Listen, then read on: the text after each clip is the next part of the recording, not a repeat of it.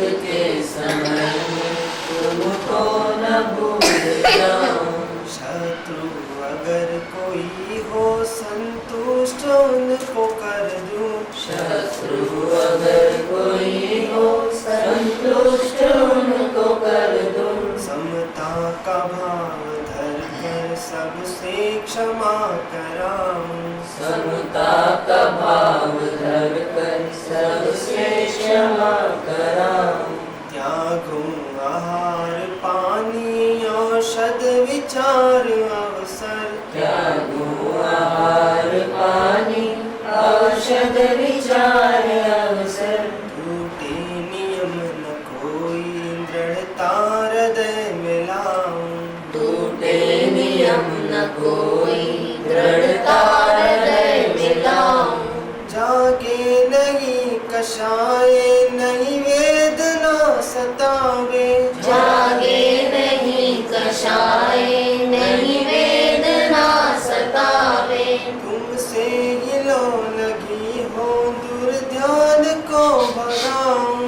तुमसे ही लौ लगी हो दूर ध्यान को भगाऊं। आत्म स्वरूप अथवा आराधना विचारूं। आत्म स्वरूप अथवा आराधना विचारूं। हरिहंत सिद्ध साधु रटना यही लगाऊं। हरिहंत सिद्ध साधु रटना यही लगाऊं। धर्मात्मा निकट हो चर्चा धर्म सुनावे। धर्मात्मा निकट हो चर्चा धर्म सुनावे। वो सावधान रखे गाफिल न होने पाऊं। वो सावधान रखे गाफिल न होने पाऊं। जीने की हो न वांछा मरने की हो न ख्वाहिश। जीने की हो न वांछा मरने की हो न ख्वाहिश। परिवार मित्र जन से मैं मोह को हटाऊं। परिवार मित्र जन से मैं मोह को हटाऊं। भोगे जो भोग पहले उनका न होवे सुमरन। भोगे जो भोग पहले उनका न होवे सुमरन। मैं राज संपदा या पद इंद्र का न चाहूं। मैं राज संपदा या पद इंद्र का न चाहूं। रत्नात्रय का पालन हो अंत में समाधि। रत्नात्रय का पालन हो अंत में समाधि। शिव राम प्रार्थना यह जीवन सफल बनाऊं। शिव राम प्रार्थना यह जीवन सफल बनाऊं। दिन रात मेरे स्वामी मैं भावना ये भाऊं। दिन रात मेरे स्वामी मैं भावना ये भाऊं। देहांत के समय में तुमको न भूल जाऊं। देहांत के समय में तुमको न भूल जाऊं। देहांत के समय में तुमको न भूल जाऊं। देहांत के समय में तुमको न भूल जाऊं।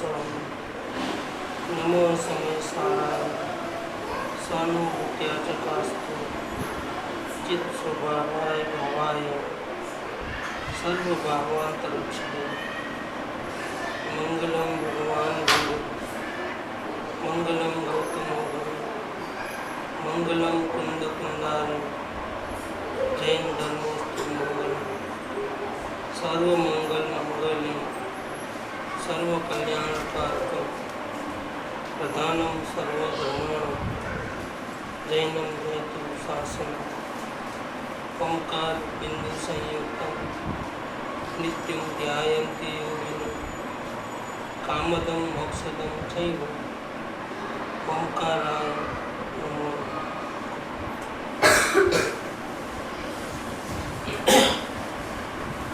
श्रीमद् राजचंद्र वचनामृत पत्रांक 247 247।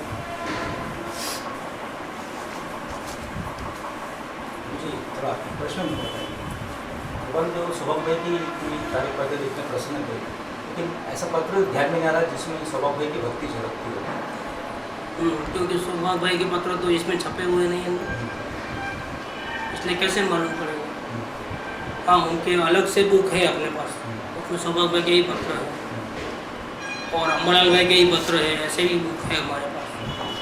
वो पढ़े तो मालूम पड़ता कि उनको कृपावड़ के प्रति कितनी भक्ति थी। जैसे लघुराज स्वामी की भी किताबें हैं कि उन्होंने कैसे कैसे पत्र कृपावड़ को लिखे थे। इतना ही नहीं, आपस में मुमुक्षु कैसे पत्र लिखते थे, वो भी अपने पास बुक है। लेकिन वो इतना पूरा का पूरा नहीं आया है बात, कुछ कुछ पत्र ही है हमारे पास, बाकी नहीं है। इसलिए हमको नहीं मालूम है कि सौभाग्य भाई को कितनी भक्ति थी। लेकिन कुछ बातें याद करके बाद में लिखी गई हैं, वो कुछ बातें भी हमारे पास हैं, वो पढ़ने से मालूम पड़ता है कि सौभाग्य भाई कैसे थे। बाकी तो इनके वचनामृत से ही मालूम पड़ता है कृपा कि सौभाग्य भाई कितने महान थे। एक दोस्त अपने 247 पढ़ रहे हैं, 244 देखो आप, वो भी सौभाग्य भाई को लिखा है। छोटा सा देखो कितना कृपावड़ के दिल में सौभाग्य भाई का क्या स्थान था। परब्रह्म आनंद मूर्ति से तीनों त्रणेय कारणने विषय अनुग्रह इच्छिए छे। स्वयं का जो परमात्मा है वो आनंद मूर्ति है और तीनों काल में हम उसका अनुग्रह चाहते हैं, उनकी दया कृपा करुणा चाहते हैं, अपने ही परमात्मा की करुणा चाहते हैं। કેટલોક નિવૃત્તિનો વખત મળ્યા કરે છે, પરબ્રહ્મ વિચાર તો એમને એમ રહ્યા જ કરે છે। ક્યારેક તો તે માટે આનંદ કિરણ બહુ સ્પરી निकले છે। कभी कभी तो आनंद में आ जाते हैं निर्विकल्प अवस्था, कभी कभी ऐसा ही जस्ट आत्मा के बारे में ज्ञाता दृष्टा भाव होता है। जब आनंद होता है तब कहीं न कहीं बात समझाए से, मतलब कोई अलग ही ज्ञान निकलता है अंदर से आत्मा के बारे में। पर कोई ने कही सकाती नहीं, लेकिन किसी को हम वो बात कह नहीं सकते और हमारी ये वेदना अथाक है और नहीं कह सकते हैं तो फिर हमको बहुत तकलीफ हो रही है। अंदर में गुड गुड हो रहा है कि अंदर में आत्मा में इतना ज्ञान निकला है, लेकिन किसको देवें, किसको कहें, ऐसा होता है। वेदना ने वक्ते साता पूछनार જોઈએ। जब हमको ऐसी वेदना हो तो कोई हमको पूछने वाला चाहिए कि आपके दिल में क्या है बताओ, ऐसा पूछने वाला हमको चाहिए। ऐसा ही व्यवहार मार्ग है। व्यवहार मार्ग है मानने क्या कि अगर आप नहीं पूछोगे तो ज्ञानी तो बताएंगे नहीं, तो फिर वो अंदर का जो ज्ञान है वो अंदर में उनके पास ही रह जाएगा, तो बाहर निकलेगा नहीं, तो दूसरों को फायदा होगा नहीं, तो फिर दूसरे लोग किस प्रकार से इस मार्ग में आएंगे। इसलिए व्यवहार मार्ग में क्या होता है कि जो ज्ञानियों ने अंदर में अनुभव किया वो बाहर निकले तो सामने वाले को समझ में आता है कि ज्ञानी कहाँ रहते हैं, कैसे रहते हैं, उनके दिल में क्या है। साथ में रहना ही काफ़ी नहीं है, उनके अंतःकरण को पहचानना और जानना भी जरूरी है। तो ये योग्य मुमुक्षु नहीं होते हैं तो बातें बाहर नहीं आती हैं और अंदर में रह जाती है। तो व्यवहार में जो प्रभावना होनी चाहिए तत्वों की, प्रभावना नहीं होती वो ज्ञान किसी के काम में नहीं आता है, अंदर में रह जाता है। वो चाहते हैं कि किसी को काम आवे, कोई ऐसा योग्य व्यक्ति हो कि हम बोल दें ताकि उसको काम आवे, या फिर उसके द्वारा और किसी को काम में आवे। क्या ये आत्मा से निकली बातें हैं। तो વેદનાને વખતે સાતા પૂછનાર જોઈએ એવો વ્યવહાર માર્ગ છે, પણ અમને આ પરમાર્થ માર્ગમાં ऐसे वितराग के सबका कल्याण हो ऐसे मार्ग में અમને આ પરમાર્थ मार्ग में साता पूछनार મળતો નથી। साता पूछने वाला कोई नहीं मिलता है। क्या सब अपनी अपनी कथा दुख सुनाते हैं, लेकिन हमारा दुख क्या है वो कोई सुनने को राजी नहीं है। साता पूछना मैंने क्या, जैसे उपवास करते हैं तो नहीं पूछते हैं साता में हो क्या, उसके बाद कोई तकलीफ तो नहीं है ना, आपको इतना बड़ा उपवास कर रहे हो, खाना नहीं खाया। ऐसे यहाँ पर साता पूछने वाला चाहिए, और ज्ञानी सबका दुख दर्द पूछ लेते हैं, सॉल्व कर लेते हैं, लेकिन ज्ञानी के दिल में क्या तकलीफ है वो कौन जानेगा, कौन पूछेगा। तो बोलते हैं कि हमको इस मार्ग में कोई ऐसा आदमी नहीं मिलता है जो हमारी साता पूछ सके। कि साता किस बात की है, अशांति किस बात की, वेदना किस बात की हो गई कि अंदर में निर्विकल्प अवस्था में जाने से, अंदर सीता बढ़ने से आत्मा में से एक अलग प्रकार का उत्कृष्ट प्रकार का ज्ञान अंदर से निकलता है, जो शास्त्रों में नहीं भी होता है कभी कभी, क्योंकि वो अंदर से निकला हुआ है। वो चाहते हैं कि वो इतनी अच्छी बात किसी को बता दो, लेकिन कौन लेने वाला है, लेने वाला कौन, कोई सुनने वाला नहीं है, तो फिर समझाने वाला को भी दिल नहीं होता है। जैसे हम मुशायरे में जाते हैं तो एक के बाद एक कवियाँ अपने अपने रचना बोलते हैं क्या, और रचना समझ में नहीं आवे तो सब सो जाते हैं, तो क्या होता है, तो उनको बोलने का इंटरेस्ट खत्म हो गया कहने वाले। लेकिन अगर समझ में आए और दाद दे वाह क्या बनाया है कविता, तो क्या होता है, तो उसको इंटरेस्ट होता है कि चलो और गाओ। तो अपनी सर्वश्रेष्ठ रचना वो प्रस्तुत करता है एक के बाद एक के बाद एक, और एक को वाह मिलती है तो दूसरा कवि होता है वो भी मैं भी पीछे नहीं हटूंगा, मैं भी ऐसा सुनाऊंगा कि दुनिया वाह करेगी। वो भी अपनी तैयारी में लगे रहता है, जैसा उसका नंबर आता है तो वो भी ऐसे एक से एक बढ़िया सुनाता है। ये मुशायरा है, कोई गीत सुनाता है, कोई गज़ल सुनाता है, कोई दोहे सुनाता है, कोई टुचके सुनाता है, और सब ये चाहते हैं कि मेरे को अप्रिसिएशन मिले, मैं सबसे अच्छा कह दूँ। और दाद मिले तो बोलने का होता है, दाद नहीं मिले तो अंदर में उसकी कितनी भी अच्छी बात हो गई, लेकिन क्या फ़ायदा। ये इस मार्ग में तारीफ करने से कुछ आगे बढ़ना हो सकता है। किसकी तारीफ? इस मार्ग में कोई अगर इस मार्ग में अच्छा कार्य करते तो उसकी तारीफ होती है, तो उससे आगे बढ़ने में फ़ायदा होता है। वो आगे बढ़े कि नहीं बढ़े, लेकिन हम किसी के गुण देख करके उसकी तारीफ करते हैं तो फिर हम आगे ज़रूर बढ़ेंगे, क्योंकि हमारी दोष दृष्टि खत्म हो जाएगी और गुण दृष्टि डेवलप होगी। क्या अगर हम तारीफ नहीं करेंगे तो क्या चुप बैठेंगे, कुछ तो करेंगे ही करेंगे। जब नज़र आपके ऊपर गई है तो या तो मैं आपके दोष देखूंगा या आपके गुण देखूंगा। कभी कभी ऐसे देखने वाला गुरुजी कि हम खुद भी तारीफ के भूखे ऐसा देखने में आता है, तो इससे किसी किस्म को फायदा। तारीफ के भूखे हैं तो नुकसान है, तारीफ हो जाए तो फायदा है। तो समझना कि हमारी प्रैक्टिस अच्छी हुई है, और जो भी तारीफ करना नहीं करना वो तो सामने वाले की योग्यता है। वो आपको समझ नहीं पाया तो कैसे करेगा तारीफ आपको, और बुद्धुओं से क्या तारीफ लेना, जो समझ नहीं पाता है उससे क्या तारीफ लेना, उसकी कीमत क्या है। और ज्ञानियों की शाबाशी मिल जाए, तारीफ मिल जाए तो समझना कि हम बहुत आगे हैं, प्रसन्नता होती है चित्त, और इस मार्ग में आगे बढ़ने का हमारे को एक प्रोत्साहन मिलता है। उनसे तो आगे और चिपके रहना, उनसे तो आगे और चिपके रहना। और अगर हमारी योग्यता होगी, हम हमारे भाव समर्पण करेंगे तो ज्ञानी के दिल में तो हमारा स्थान बना ही लेते हैं। क्या भले आप अपने गुण मत लिखो, दोस्त लिखते जाओ, लेकिन कुछ दोस्त ऐसे होते हैं जो सब लोग छुपाते हैं, वो आप बता देते हो तो ज्ञानी की नज़र में और ऊंचे हो जाते हो। ये प्रूव करता है कि आप सही में निर्दोष होना चाहते हो, आपको दोषी नहीं रहना है, आपको भटकना नहीं, ये प्रूफ है। जो किसी को नहीं बोलना है वो बातें आपने ज्ञानी को बोल दी, क्या मतलब आप सर्वसमर्पण भाव में आ गए। जितना सर्वसमर्पण भाव करोगे इतना ही आपका स्थान जो है ज्ञानी के हृदय में ऊंचा होते जाएगा। कोई एक टाइम आएगा तो आपको भी वाह वाह कह रहे हैं, शाबाशी देंगे, लेकिन वो राइट टाइम आएगा तो उसके तो तब तक तो हमको प्रैक्टिस करना है। अगर तारीफ करना है तो ज्ञानी को प्रसन्न करो। ये बात यहाँ हमारी तो बात चलती है सौभाग्य भाई की। सौभाग्य भाई की योग्यता कैसे थी? तो कहते हैं कि परमार्थ मार्ग में हमको कोई साता पूछने वाला नहीं मिलता है। हमारा दुख दर्द को कौन जाने? हम सब के जाने, लेकिन हमारा कौन जाने? कौन पूछे हमारे? અને જે છે તેનાથી વિયોગ રહે છે।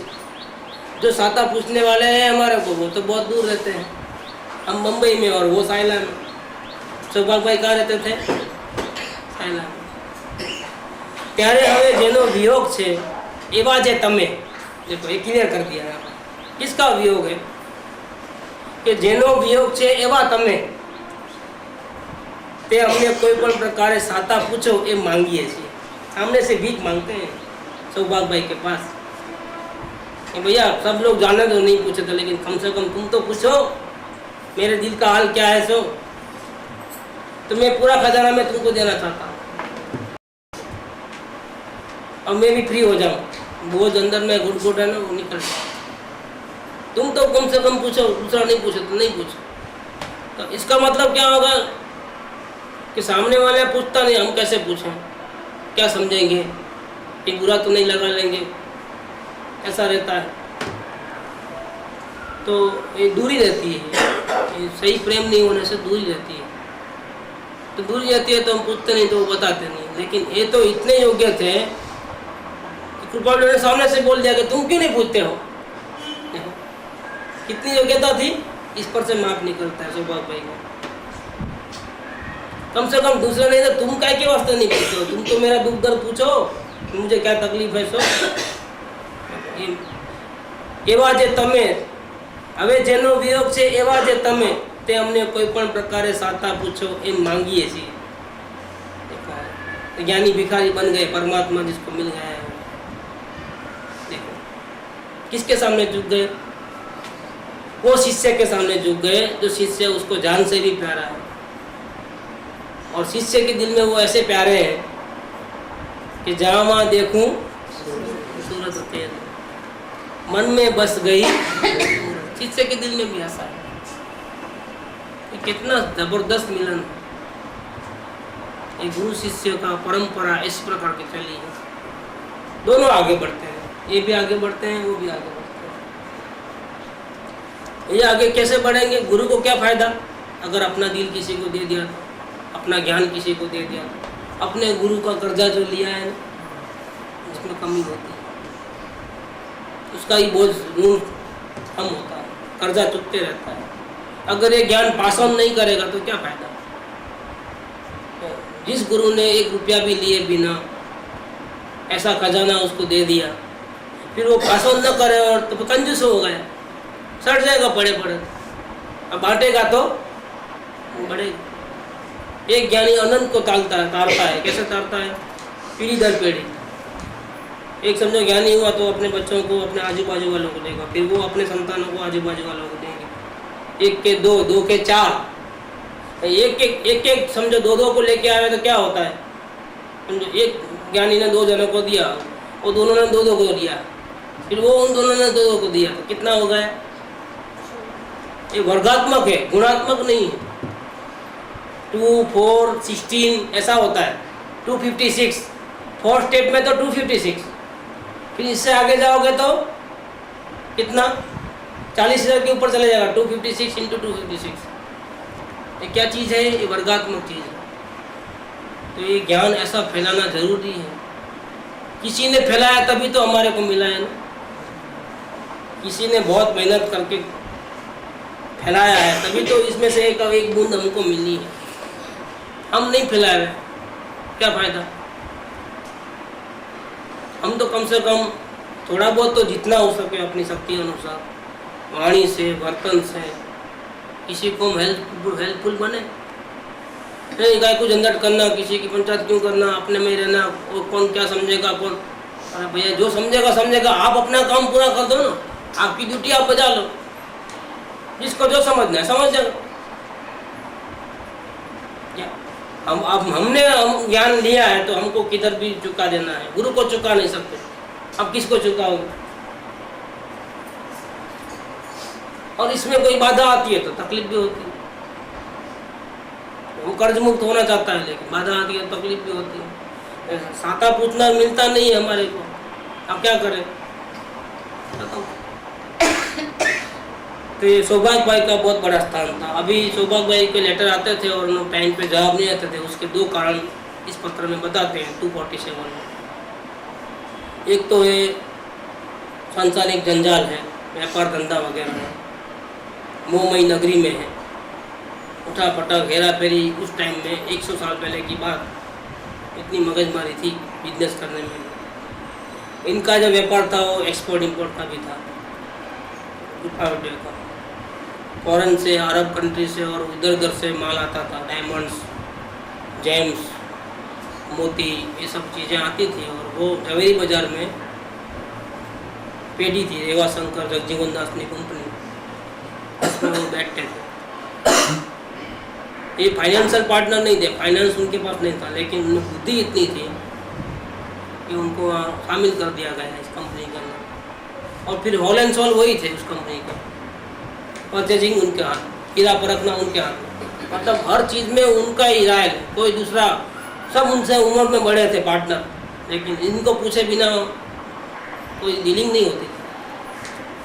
इतना वो ओल्ड था उनका, हिसाब किताब में, हर चीज़ में इतना टॉप क्लास। 16 भाषा आती थी उनको, अरबी, लैटिन, फ्रांस वगैरह, छोटी सी उम्र में।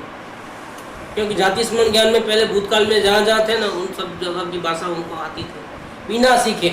स्कूल में गए नहीं पढ़ने के लिए, ये भाषा सीखने के लिए, लेकिन उनको सब मालूम था।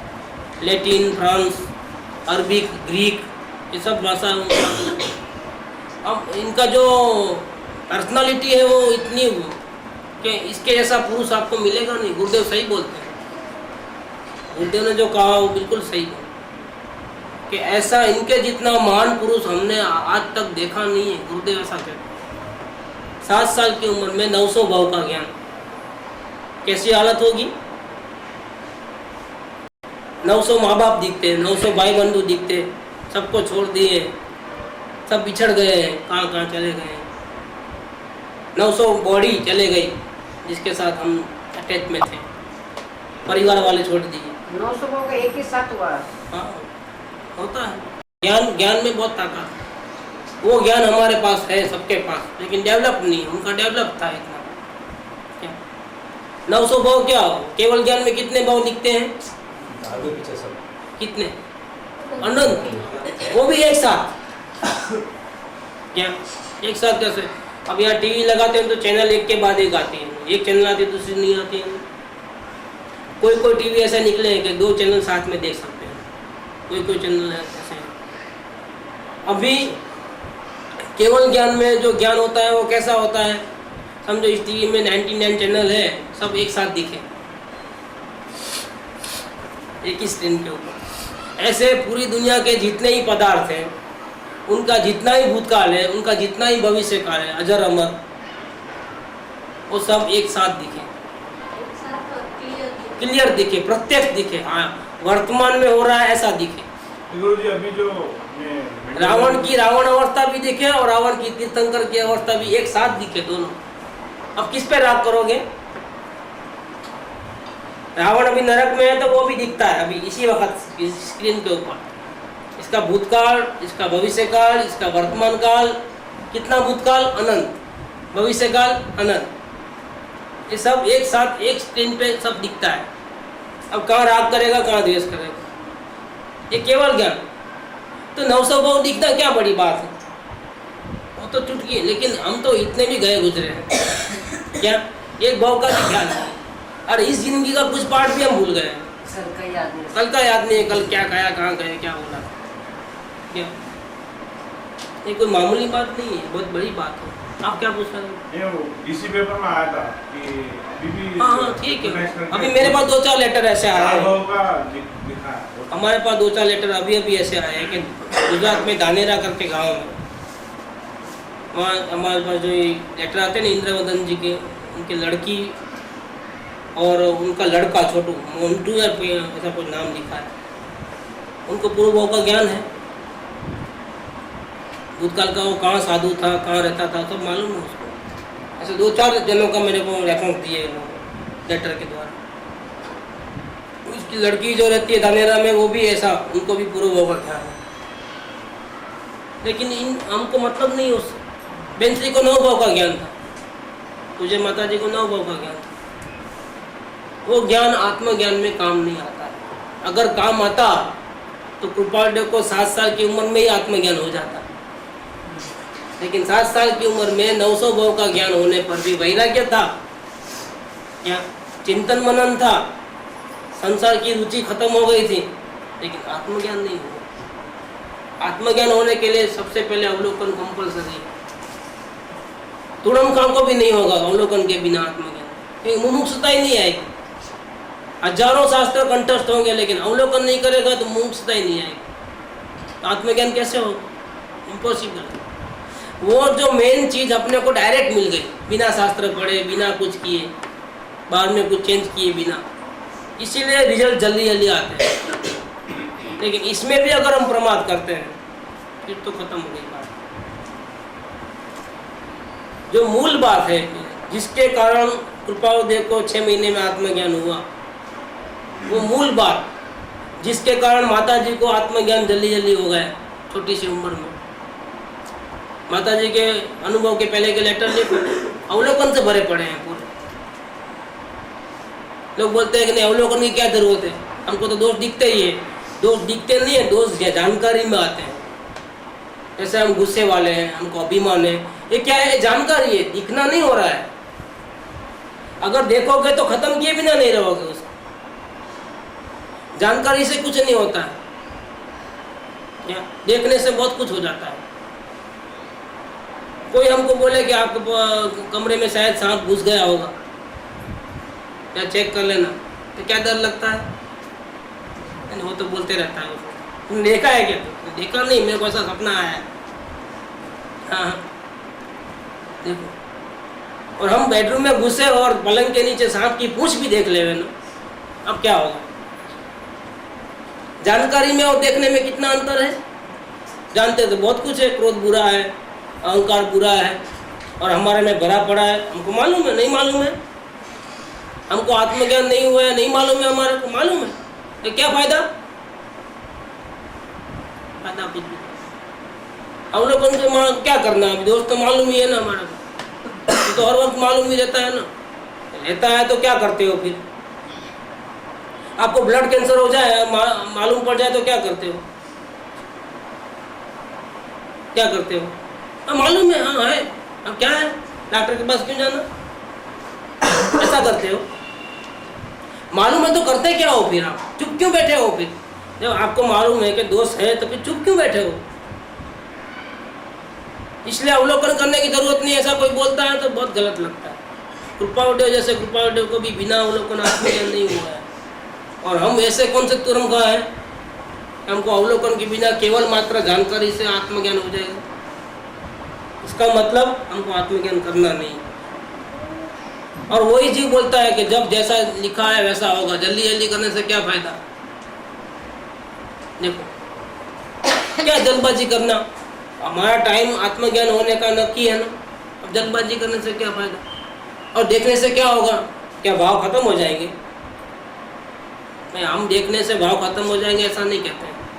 भाव खत्म तो वेद ज्ञान से ही होंगे, लेकिन देखने से आप में वो भावना जागृत होगी कि जल्दी से जल्दी खत्म करो। ये संसार की रुचि मेरे सफलता में बाधा रूप है, इसलिए मुझे संसार में नहीं रहना है, रुचि नहीं करना है। ये कैसे मालूम पड़ेगा? मुझे पलंग पे सोना नहीं है। क्यों? सांप है ऐसी जानकारी है कि सांप है ऐसा देखा है।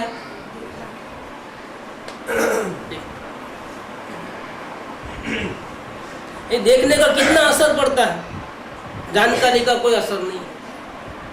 सबको मालूम है एक दिन मर जाने वाला है, सबको मालूम है। क्या तकलीफ हो रही है? खा रहे, पी रहे, सो रहे, मजे कर रहे, जैसे कि अनंत काल तक जीने वाले ऐसे निश्चिंत है, तो नींद आती है ना आराम से। जानकारी तो है ना, मरने वाले हैं ऐसा, जानकारी का क्या करोगे भैया? लेकिन अभी हार्ट को प्रॉब्लम हो जाए और डॉक्टर बोले 24 घंटा भी नहीं निकलेगा, तब क्या होता है? तब मौत सामने दिखती है, तब जानकारी नहीं है केवल, तब क्या होता है? देखने में कितना फर्क पड़ता है, अवलोकन क्या चीज़ है लोग नहीं समझते। और बेकार का पंडित लोगों को क्या होता है कि अगर सब लोग अवलोकन करेंगे ना, शास्त्र कोई पढ़ेगा नहीं। और हमको तो शास्त्र पढ़वाना है ना, इसलिए वो सबसे ज़्यादा विरोध करने वाले हैं समाज में। जिनको शास्त्र पढ़ने का बहुत शौक है, गुरुदेव की टेप सुनने का आग्रह है, वो बोलेंगे अवलोकन। क्या अवलोकन? वेद ज्ञान की बात करो, क्या चाहे दोषों को देखना, त्रिकाल ध्रुवात्मा को देखो, वो ऐसी बात करते हैं। एक कृपावडे की ताकत नहीं मालूम है लोगों को, गुरुदेव को मालूम थी। गुरुदेव बहुत तारीफ करते थे। बेंची को ही पूछते थे, बेंची के कौन सा किताब पढ़ना, तो बोलते कृपावडे लेके गए, श्रीमद् राजचंद्र पढ़ना। समय सार नहीं दिया उनको। क्यों नहीं दिया? कि समय सार में आत्मा को देखने की बात है, श्रीमद् राजचंद्र में क्या देखने की बात है? अपने दोषों। तो गुरुदेव ने क्यों समय सार नहीं दिया पेंसरी को? अकल वाले को तो थोड़ा विचार कर तो मालूम पड़ जाता है। कोई बेंसरी के पहले के अनुभव के पहले के लेटर्स है हमारे पास, पढ़ो मालूम पड़ेगा। वो अवलोकन करते थे, हजी संसार थारो लागे, थारो लागतो નથી। આપણે સંકિત કરીએ છીએ, પણ સંકિત આવશે ત્યારે રાખશું ક્યાં? એ क्या चीज है? ये अवलोकन है। जब तक संसार खारा नहीं लगेगा तब तक हम इस मार्ग में आगे नहीं बढ़ सकते।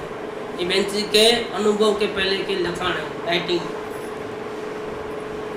बेंची ने भी वही किया, कृपावदेव ने भी वही किया। क्या ऐसे महान कृपावदेव ने ये बात बताई है हमारे। दुनिया वालों को नवी लगती है। आपके पास भक्ति जैसा तो कुछ नहीं है, व्रत प्रचकार कुछ नहीं है, नमस्कार मंत्र कुछ नहीं है, शास्त्र पढ़ने को किसी को कुछ बोलते नहीं हो। गुरुदेव तो सबको आत्मशास्त्र देते थे, वो एक एक लिट्टी का अर्थ करते थे। हमको आप तो कुछ करते नहीं, सब फ्री, जो भी करना है करो, लेकिन अवलोकन करो, कहीं खड्डे में तो नहीं गिरेंगे। भाई ओरिजिनल बात मिली है जिससे रिजल्ट बहुत साफ है, क्लियर कट है और चैलेंजिंग है। 6 महीने में होता ही ये कार्य, सबको हुआ है, आपको भी हो सकता है। बहुत प्रैक्टिकल। क्या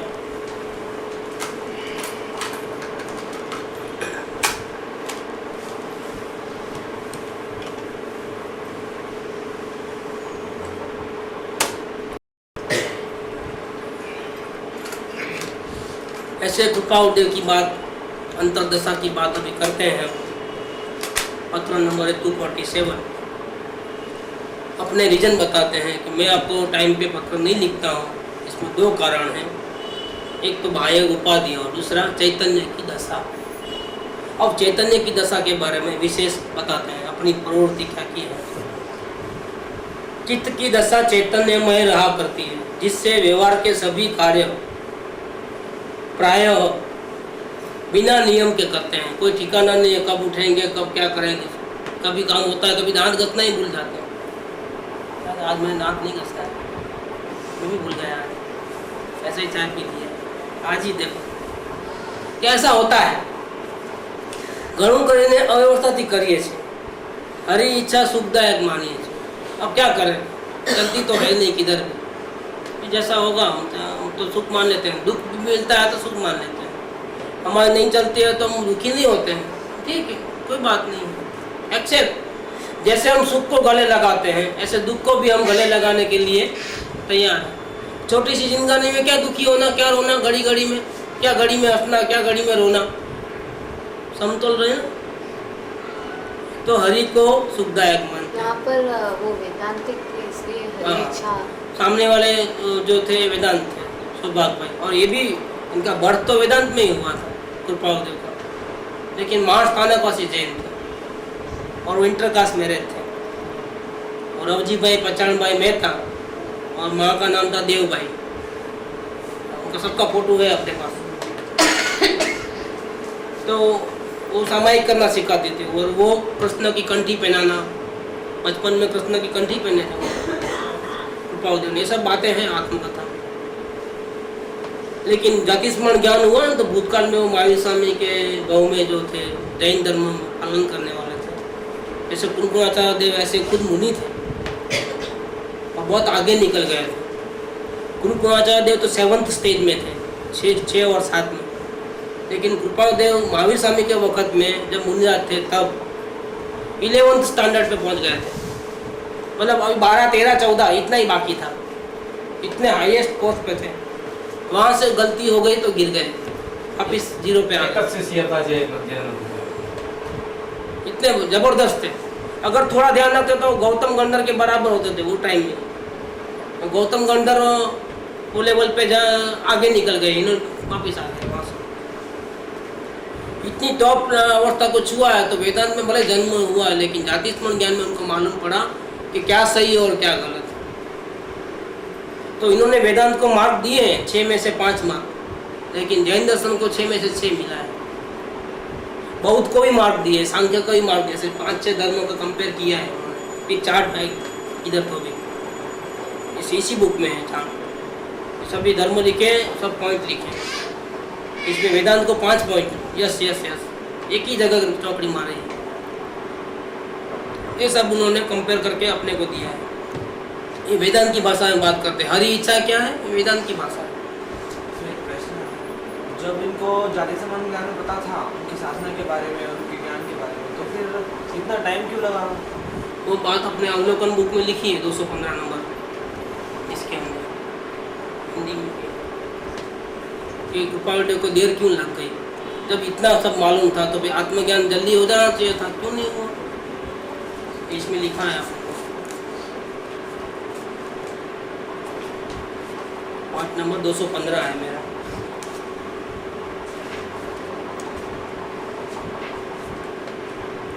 गुजरात में मिलेगा मेरे को।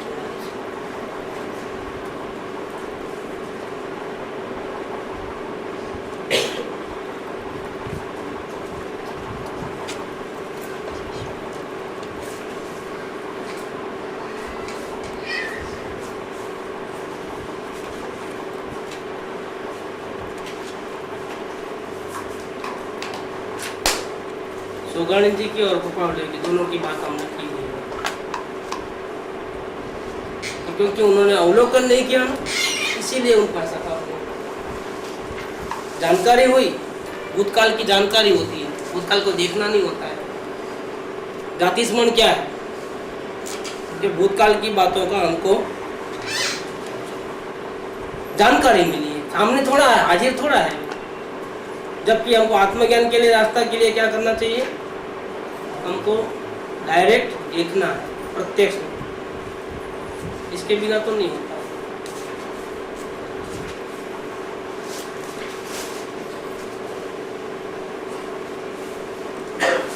बहुत दिन से पढ़ा नहीं है तो उम्र फिर आगे भी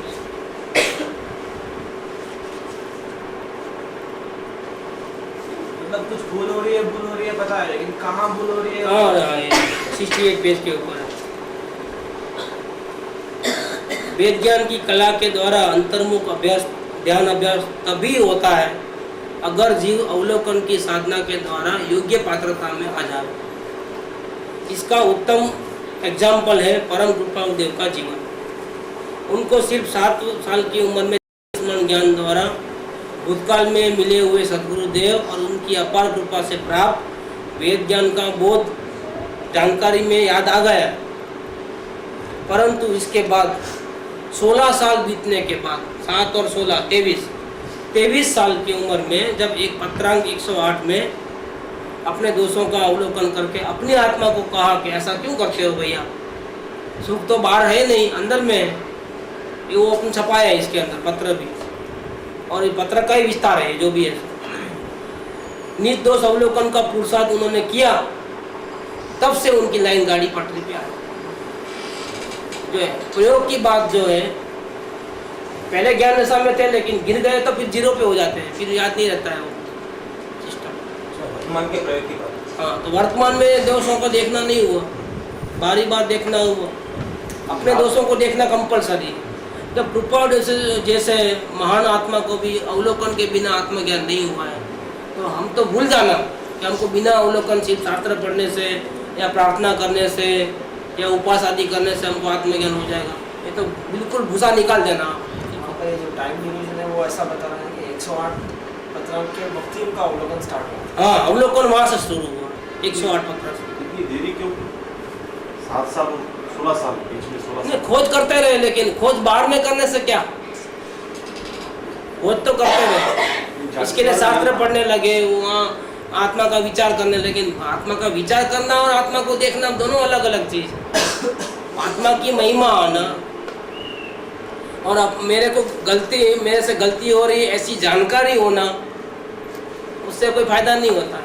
और थोड़ी इनके गलती को देखना होता है, वो देखना नहीं हुआ तो सब गड़बड़ हो जाता है। ये 128 जो पत्र था, ये कब कौन से साल में लिखा गया? वही फिर इसके 3 महीने बाद 108 के बाद 3 महीने के बाद 128, एकदम सीक्वेंस है बिल्कुल। ये 108 से लेकर के अपन 165 तक जाएंगे तो कृपादेव ने कैसे आत्मज्ञान किया है तो बिल्कुल समझ में आ जाए। और एक 76 पत्र है 87 वो हाँ, वो पहले का है। उसमें 78 में लिखा है कि बीजू का ही शोध में एक सत्पुरुष। एक सत्पुरुष ने शोधी एना चरण कमल में सर्व भाव अर्पण कर दे वर्त्यो जा। ये जानकारी है। 47 में एक वो है ना कि बदा विकल्प मुखी ने 47 ये 195 एक तो 86 में है। अच्छा, वही विचार पहले 86 में आ गया, मतलब 86 पत्रांक में। तब तो उनको अवलोकन स्टार्ट नहीं हुआ था, लेकिन उन्होंने नक्की कर लिया था कि ये 86 में जो कहा, उन्होंने ऐसा कहा कि हम देखो क्या पढ़ते हैं, 86 में क्या लिखा है।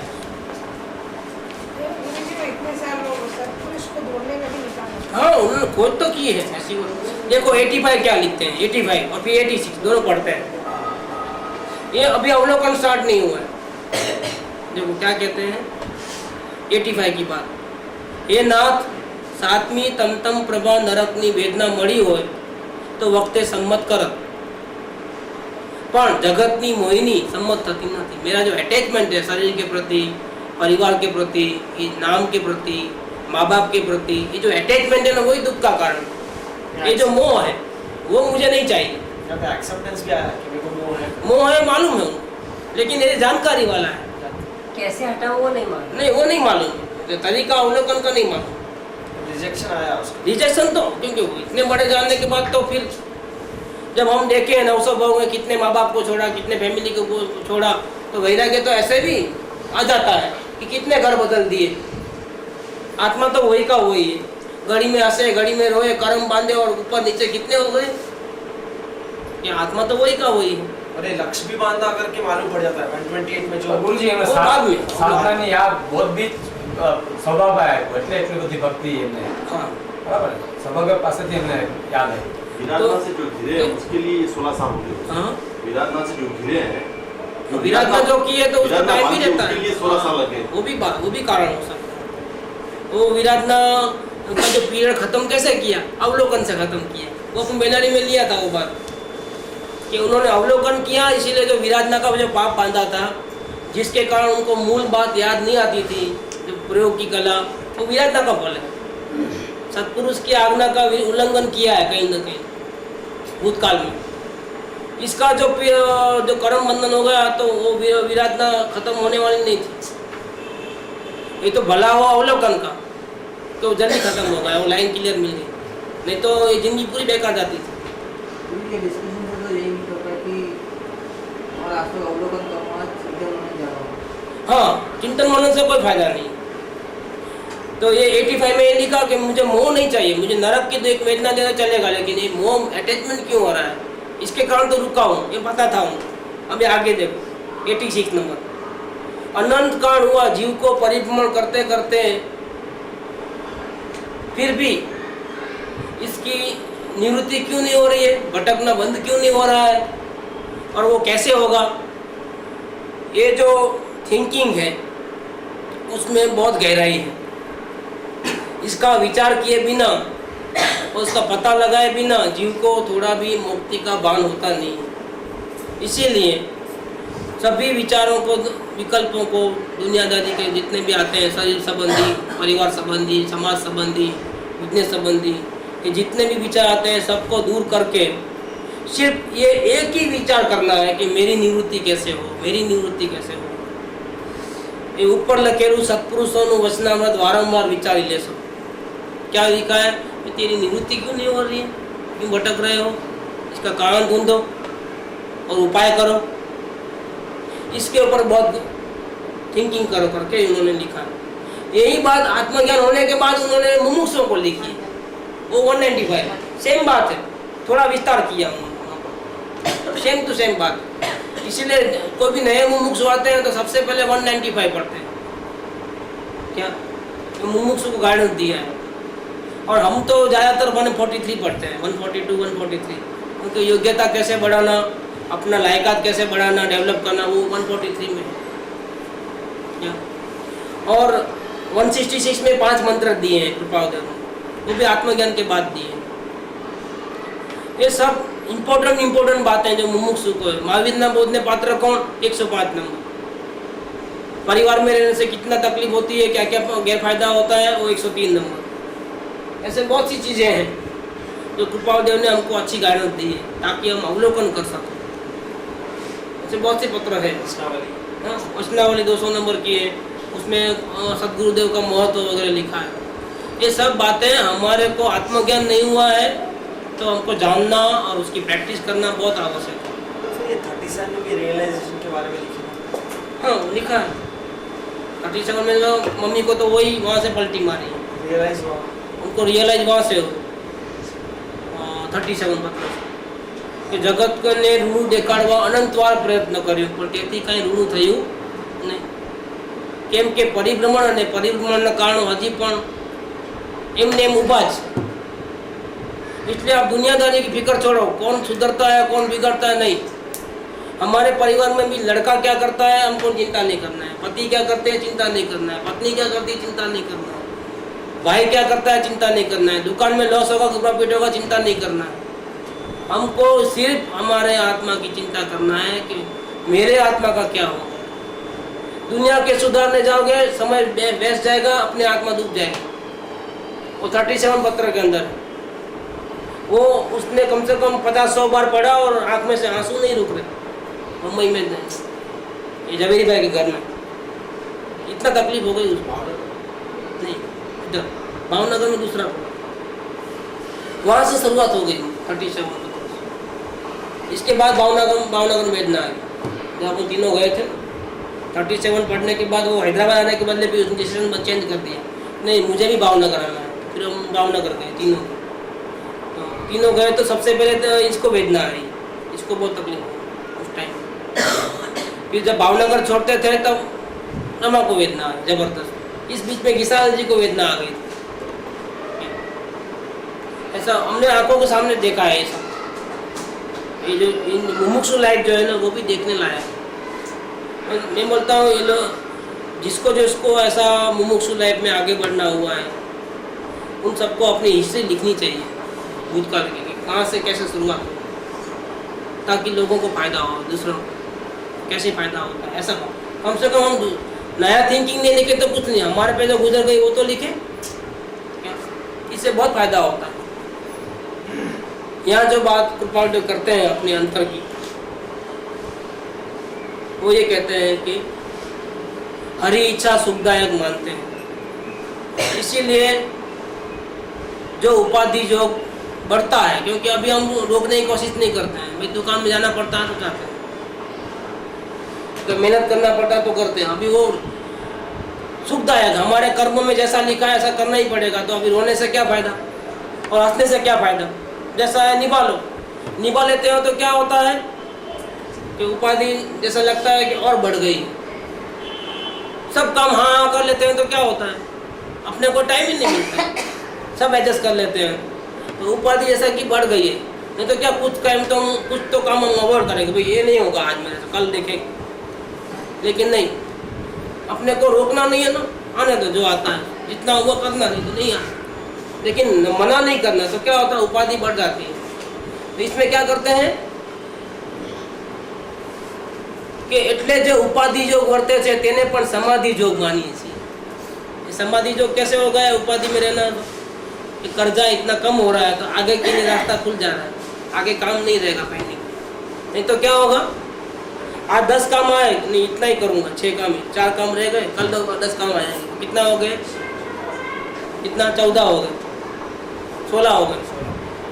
फिर उसमें से जो 5-6 काम होंगे तो बाकी के लिए आप इस परसों के और नए आ जाएंगे, तो क्या होगा, बाद में इतना हो जाएगा कुछ नहीं। नहीं, जब का जब भले ही हमारा उपयोग बढ़ जाता है, लेकिन हम सुखी दुखी नहीं कहते हैं। मैं संभव में सब भोग लेते हैं। क्या हो गया? यही समाधि हो गया। मतलब उपाधि को भी समाधि कैसे बनाना वो इनको आता था। उपाधि दासता बहुत आया। दासता बहुत आती, क्यों? अपने लिए टाइम ही नहीं मिलता।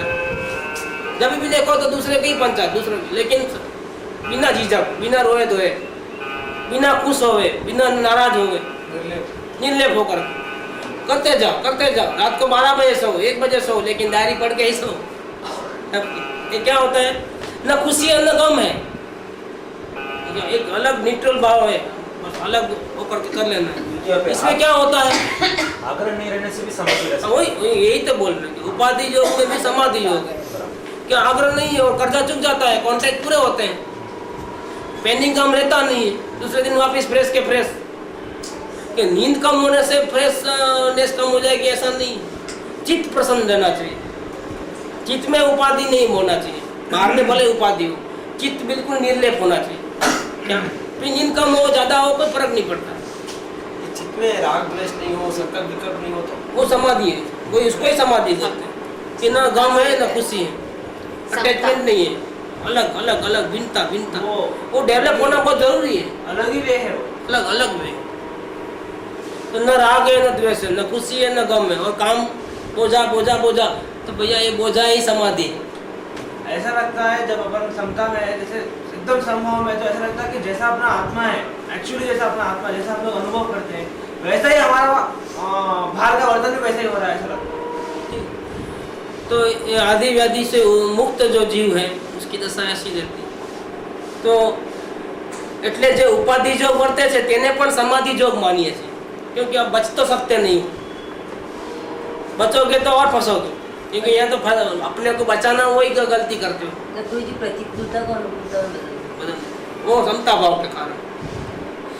अब देखो आगे क्या कहते हैं, चित्त की अव्यवस्था के कारण। कौन सा टाइम कब करेंगे, कैसा करेंगे, कोई नियम फियम नहीं है। क्या चित्त अस्थिर है, अस्थिर माने अव्यवस्थित।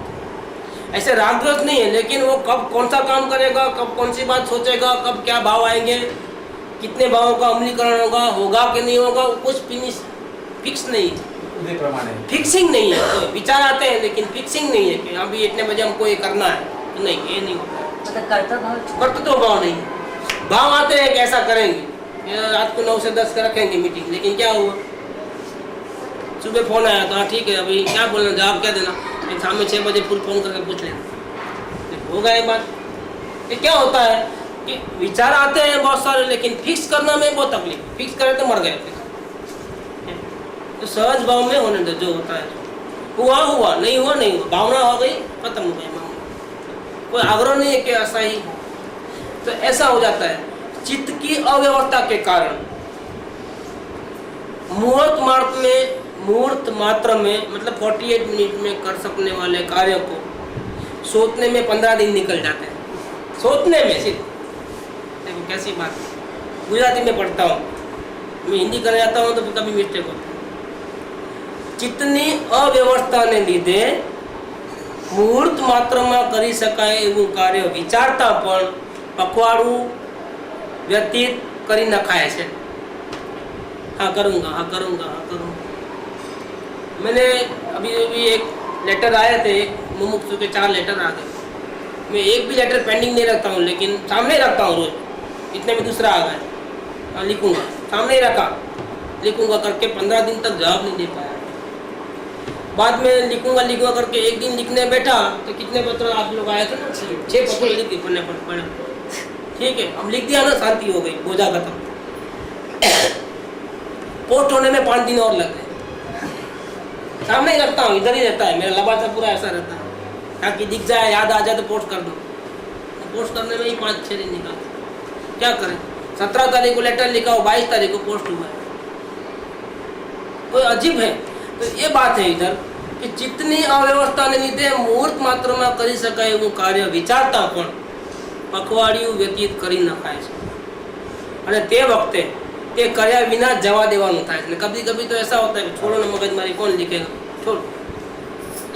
एक आदमी को तो सोनगढ़ से पत्र आया है, पंडित का एक, पड़ा है, सामने रखा है, जब भी फाइल निकाल सबसे ऊपर रखा है कि जवाब देना है, लेकिन ये कलम ही नहीं चलती है, क्या मालूम क्या। आज 3 महीने होने आए इस पत्र को आए, जब भी फाइल खोलता हूँ तो वो सामने आता है, अरे इसको पत्र नहीं लिखा, लिखना है, हाँ लिखूँगा। वो भाव आया और गया। कभी कभी तो भाव आता है लेकिन कार्य बनता ही नहीं है, एक्शन ही नहीं है, एक्शन नहीं होता है उसका, ऐसा ही रह गया है वो काम, पेंडिंग ही रह गया वो। अब लिखना होगा कि नहीं होगा मुझे भरोसा नहीं है, लिखना होगा कि नहीं, ऐसा हो गया।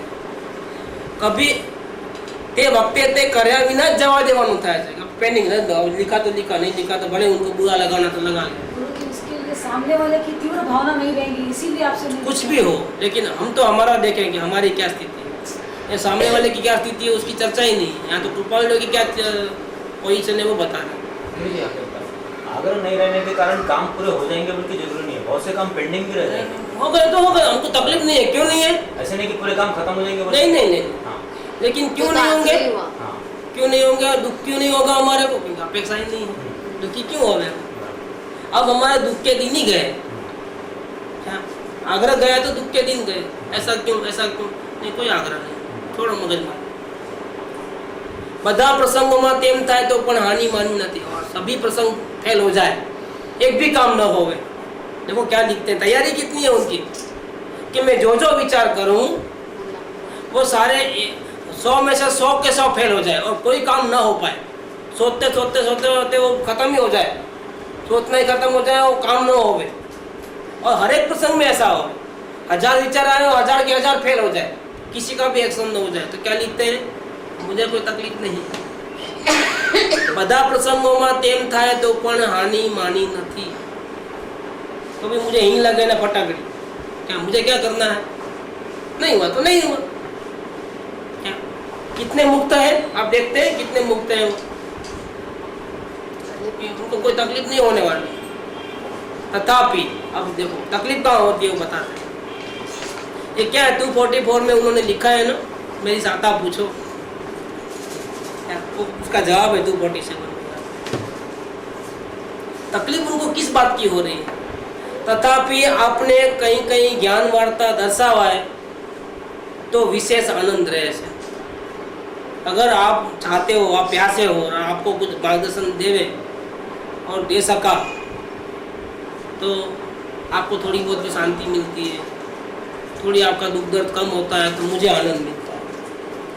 અને તે પ્રસંગમાં ચિત્તને કંઈક વ્યવસ્થિત કરવાની ઈચ્છા રાખ્યા કરાય છે। और ऐसा होता है दिल में कि कम से कम मुमुक्षु के जो प्रश्न है, जो दुख दर्द है, कम से कम वो काम हम थोड़ा ध्यान दे के करें। क्या क्या मुमुक्षु को स्पेशल अटेंशन में रखें, फिर उसका काम नहीं करेंगे तो तकलीफ हो जाती है, दुख होता है, जवाब नहीं दिया तो दुख होता है। थोड़ा अपन आधा घंटा जाग करके भी अगर वो पत्र पढ़ ले, जवाब दे देवे तो उसको शांति, क्योंकि सामने वाले इंतजार करते हो। तो इसमें कम से कम मैं ऐसा न रखूं कि नहीं जो होगा सो देखा जाएगा, इसमें न रखूं, इसको थोड़ा मैं अरेंज कर दूं, ऐसा लगता है। इसमें और एक ये भी कारण रहेगा कि उनको यहाँ पर खुद का बताने का अवकाश मिल रहा है, खुद की स्थिति। तो इससे ज्यादा सामने वाले को अभी ये सेंटेंस, लास्ट सेंटेंस जो आप पढ़े उसमें तो ऐसे ही बता रहे हैं ना, देखो क्या लिखते हैं। इसके अलावा भी खुद को जो ज्ञान मिला है, जो प्राप्त हुआ, जिससे वो सुखी हुआ है, वो बात को स्वयं के अंदर में नहीं रखना चाहता, नहीं रखना, शेयर करना चाहता, शेयर करना। करुणा की वजह से। गुरुदेव का भी ऐसा ही था, कोई भी प्रसंग बने ना उनके पास, उनको किसी ने गालियाँ भी लिखी और सबके सामने पढ़ना हुआ, गुरुदेव को मालूम हुआ, गुरुदेव जब भी बोल लेते कि जान दो अपने को क्या करना है, जिसको जो लिखना है लिखे, अपने को शांत रहना, आप गुस्से में नहीं आना, ऐसा बोलते। नेक्स्ट डे पूरी की पूरी बात, इनका लेटर आया था, ऐसा हुआ था, उन्होंने कहाँ गलती की, कैसा किया, सब बातें ओपनली पूरा उसका जाहिर में बेझिझक कह देते थे कि उनके समझने में कहाँ गलती हो गई। हम तो ऐसा कहते हैं, ये तो उनकी गलत फहमी है, इसलिए वो ऐसा बोलते हैं। सामने नहीं जाएंगे, सामने लेटर भी नहीं लिखते हैं, कभी विरोध का लेटर कभी नहीं लिखते, न लिखवाते क्या। लेकिन नेक्स्ट मोमेंट ही, उसी दिन अगर सामने प्रवचन हो तो सामने आ जाती बात, नेक्स्ट डे मॉर्निंग में आ ही जाती है, क्योंकि वो घूमते रहती है उनके दिमाग में, चिंतन में चलती है कि इसने ऐसा लिखा तो उसने कहाँ गलत समझा है, वो बात ओपनली जाहिर में आता। ये रजनीश के बारे में भी लोग लिखते थे, रजनीश के बारे में चिंतन चलता था, नेक्स्ट डे ही आ जाता था रजनीश ऐसा क्या अभी ऐसा कर रहा है वैसा। रजनीश के बारे में गुरुदेव ने ओपनली बोला है, बहुत कुछ बोला है, ऐसा कई लोगों के बारे में बोला है। जिस पंडित की पहले तारीफ करते थे बहुत, उसके बारे में कोई उल्टा सुल्टा आ गया है समझ में क्या, तो उनके दिल में नहीं रहती थी। जो भी उस पंडित के बारे में नेगेटिव थॉट आया है ना, तो उसे में जाहिर हो जाता था। तब उनको ऐसा नहीं लगता था कि मैंने पहले तारीफ की और बाद में मैं ऐसा करता हूँ तो लोग मेरे पे भी शंका करेंगे, कुशंका करेंगे, इनका कोई ठिकाना नहीं है, घड़ी में एक बोलते हैं, घड़ी में दूसरा बोलते हैं। अपनी प्रेस्टीज का बिल्कुल बांध नहीं था, तो कब कैसा क्या बोलना चाहिए और दिल में रख नहीं सकते थे, टोटली ओपन, बिल्कुल क्लियर कर देते। गुस्सा भी आता था, कोई मुमुक्षु को तकलीफ होती थी और कोई ध्यान नहीं देते आदमी लोग, तो बहुत बड़ा गुस्सा करते थे, आँख लाल हो जाती थी कि आप लोग फिर चुप क्यों बैठे, तलवार उठा लेनी चाहिए, ऐसा बोले। क्या बोले कि ये अपने मुमुक्षु को कोई ऐसा बोल देवे और आप लोग चुप बैठे रहे, तलवार खींच लेनी चाहिए। और ऐसा बोला कि अगर आपके घर में कोई गुंडे घुस करके आपकी माँ को गलत काम करे तो आप चुप बैठे रहोगे क्या, ऐसा बोला। तब क्या आपको खून नहीं जलेगा क्या? एक धर्मात्मा को कोई ऐसा बोलता है, मुमुक्षु को कोई तकलीफ देता है और आपका खून नहीं दौड़ता है? ऐसा अभी है परमात्मा स्थान में, वो बोल भी है, आपको लेके बताऊंगा मैं कि गुरुदेव को गुस्सा भी आता था। यही हीरालाल जी काला जो बुलाए ना, उनको पर धर्मशाला का घुस गया था एक आदमी, चौकीदार को रखा था, चौकीदार खाली नहीं करता था। उन्होंने बोला आपको खाली करना पड़ेगा, 24 घंटे में पूरा निकालेगा, मैं फेंक दूंगा बर्तन वगैरह। तो उसने हाथ उठा दिया हीरालाल जी को, तमाचा मार लिया। तो हीरालाल जी को खुद का मकान थोड़ा था, संता का मकान था, संता के लिए वो काम करते थे। और वो अपनी मालकीपना नहीं था, वो तो उसको चौकीदार था, उसको थोड़ा रहने के लिए दिया था। अब बोलो खाली करो, अभी तो मेहमान लोग आने वाले हैं, सब खाली करो, तो खाली नहीं करता था। कितना समझाने के ऊपर भी नहीं करता था, तो बोले अभी 24 घंटे का टाइम देते हैं, खाली कर देना था। तो उसको इतना गुस्सा आया कि उसने हीरालाल जी के थप्पड़ मार दिए। ये बात पहुंची गुरुदेव के पास। कौन कौन थे वहां पर? इतने लोग थे। आप लोगों ने क्या किया? हम क्या कर सकते हैं? खलास, देखो अभी गुरुदेव को क्या हुआ। क्या इनका उनका खुद का मकान था, खुद का काम था, संस्था का काम था, सबका नहीं है काम। अपने मुमुक्षु को कोई इस प्रकार से कोई थप्पड़ मारे और आप लोग चुपचाप देखते रहे, कैसे हो सकता है? आपके घर में कोई घुस जाए तो आप ऐसा ही देखते रह जाओगे? कोई आपके माँ के साथ ऐसा बुरा बर्ताव करे तो आप देखते रह जाओगे? साधर्मी की इतनी भी वैल्यू नहीं, साधर्मी का दुख दर्द नहीं बांट सकते, तलवार खींच लेनी चाहिए। क्या बोले? देखो अब क्या बोल सकते हैं हम? ये अलग अलग एक्शंस हैं ज्ञानियों, इनके दिल में क्या है हम नहीं जान पाएंगे कभी। ये कहते हैं यहाँ पर कि जितनी अव्यवस्था ने लीधे मुहूर्त मात्र न कर सकाए वो कार्य विचार करने में भी 15 दिन निकल जाते हैं। और आखिरी में कभी कभी ऐसा भी होता है कि वो काम पेंडिंग ही रह गया, हमेशा के लिए होता ही नहीं। सभी प्रसंग में ऐसा हो जाए तो कोई हमको तकलीफ नहीं है, लेकिन आपने कहीं कहीं ज्ञान वार्ता दर्शा हुआ है, आपके प्रश्नों का जवाब दे रहे हो तो हमको विशेष आनंद रहता है। इन मामलों में चित्त को कुछ अरेंज करके रखें तो अच्छा, ऐसा हमारी इच्छा हमेशा रहती है। छता ते स्थिति में पण हमणा प्रवेश नहीं करी सका तो ये तकलीफ है। यहाँ तकलीफ कहाँ है? चाहते हुए भी हम हमारे माइंड को इतना अरेंज नहीं कर पाते हैं कि मुमुक्षुओं को टाइम पे जवाब दे। बेंगलोर के भी 8-10 लेटर आए थे, तो 2 लेटर रह गए, आशीष के साथ भेजना था और ऐसे छुप गए कि वो गया तब तक नहीं मिला मेरा। मैं आशिक को जाते वक्त मालूम हुआ कि मैंने उनको 2 लेटर रह गए, मेरे देने का था, लिख के भी रखा हूँ लेकिन देना भूल गया। कल ही मैं पोस्ट कर दूँगा बोला, 3 दिन के 4 दिन के बाद पोस्ट हुआ, नेक्स्ट डे करना था। वो वहाँ पूछे होंगे लेकिन मैं नहीं भेज सकता, सबके भेजा, इन दोनों का रह गया। ऐसा कुदरती ऐसा होता है। तो छता ते स्थिति में पण हमणा प्रवेश नहीं करी सका। એવી ચિત્તની દશા નિરંકુશ થઈ રહી છે. अपने कंट्रोल के बहार चित्त की अवस्था है. અને તે નિરંકુશતા प्राप्त થવામાં अभी ये छोड़ देता हूँ यहाँ क्योंकि बहुत बढ़िया है, ये बहुत बढ़िया है, एक्स्ट्रा ऑर्डिनरी है. सही में कृपावड़े का दिल यहाँ से निकल रहा है बात इसमें. ये शब्दों में बहुत कमाल है. समय भी हो गया, कल ही लेंगे.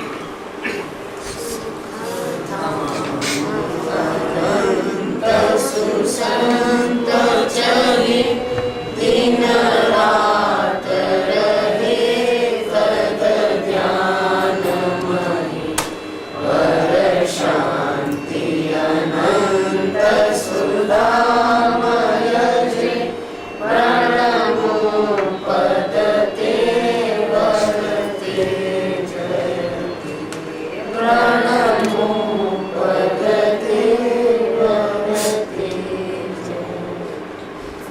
परम कार्य सद्गुरु